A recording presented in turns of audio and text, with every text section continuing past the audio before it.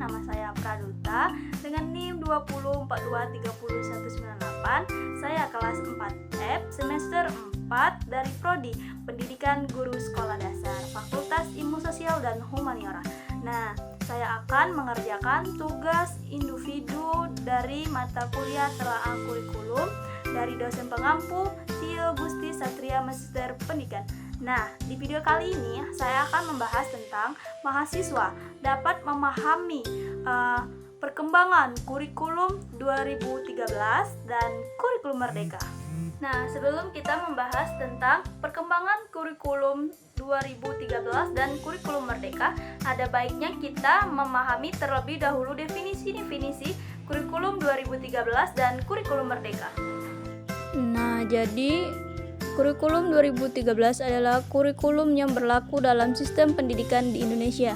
Kurikulum ini merupakan penyempurnaan dari kurikulum sebelumnya, yaitu kurikulum tingkat satuan pendidikan atau KTSP 2006.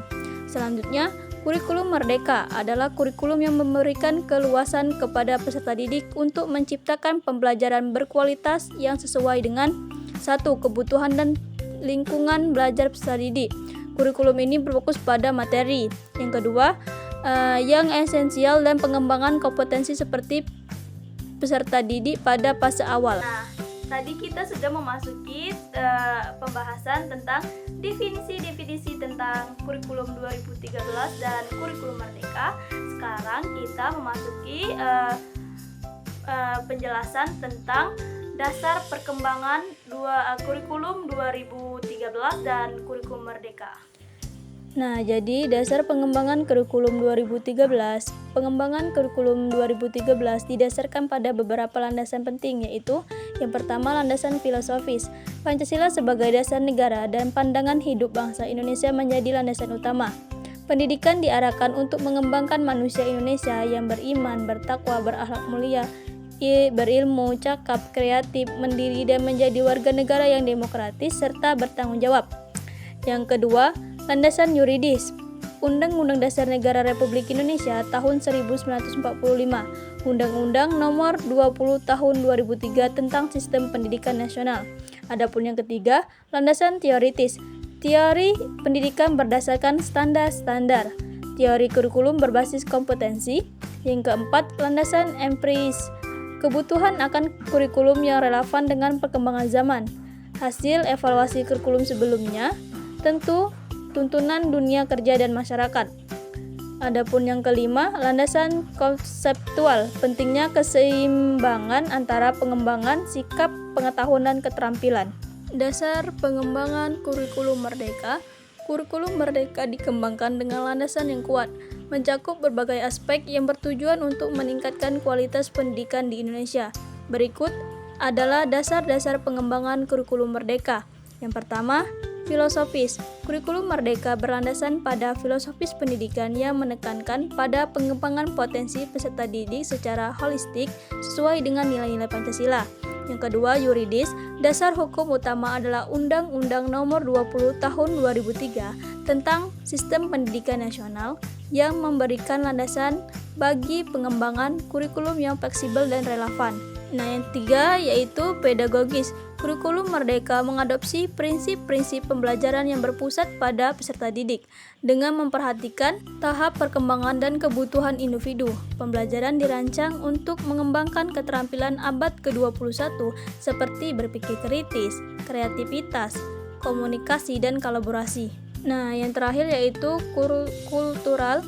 Kurikulum merdeka mengakui dan menghargai keberagaman budaya Indonesia serta mendorong peserta didik untuk mengembangkan kepemahaman dan apresiasi terhadap budaya lokal.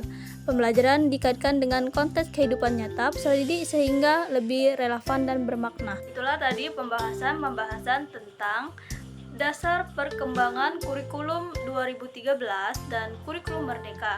Sekarang kita akan memasuki pembahasan tentang pendekatan pembelajaran kurikulum 2013 dan kurikulum merdeka. Pendekatan pembelajaran kurikulum 2013 dan kurikulum merdeka berikut adalah perbandingan pendekatan pembelajaran antara kurikulum Merdeka dan kurikulum 2013, pendekatan saintifik. Kurikulum 2013 sangat menekankan pendekatan saintifik ilmiah dalam pembelajaran yang meliputi mengamati, menanya, menalar, mencoba, dan mengomunikasikan. Yang kedua, pembelajaran tematik terpadu. Pada jenjang sekolah dasar, pembelajaran dilaksanakan secara tematik terpadu yang menggabungkan beberapa mata pembelajaran dalam satu tema. Yang ketiga, fokus pada kompetensi. Kurikulum 2013 berfokus pada pengembangan kompetensi peserta didik yang mencakup pengetahuan, keterampilan, dan sikap. Penilaian dilakukan berdasarkan pencapaian kompetensi tersebut.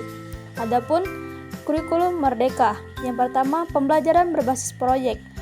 Kurikulum Merdeka sangat mendorong penggunaan pembelajaran berbasis proyek yang memungkinkan peserta didik untuk belajar melalui proyek-proyek yang relevan dengan kehidupan nyata. Yang kedua, pembelajaran berdiferensiasi. Kurikulum Merdeka menekankan pembelajaran berdiferensiasi yang memungkinkan guru untuk menyesuaikan pembelajaran dengan tingkat kemampuan, daya, dan gaya belajar masing-masing peserta didik. Yang ketiga, fokus pada pengembangan karakter dan kompetensi. Selain pengembangan kompetensi, kurikulum Merdeka juga sangat menekankan pengembangan karakter peserta didik, khususnya karakter profil pelajar Pancasila.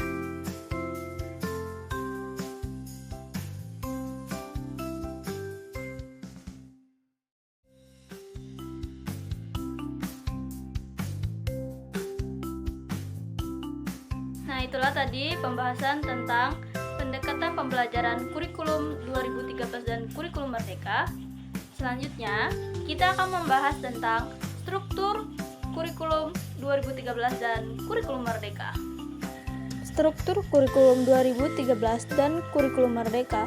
Kurikulum 2013, struktur kurikulum 2013 lebih terstruktur dan terperinci dengan pembelajaran mata pelajaran yang jelas dan alokasi waktu yang ditetapkan.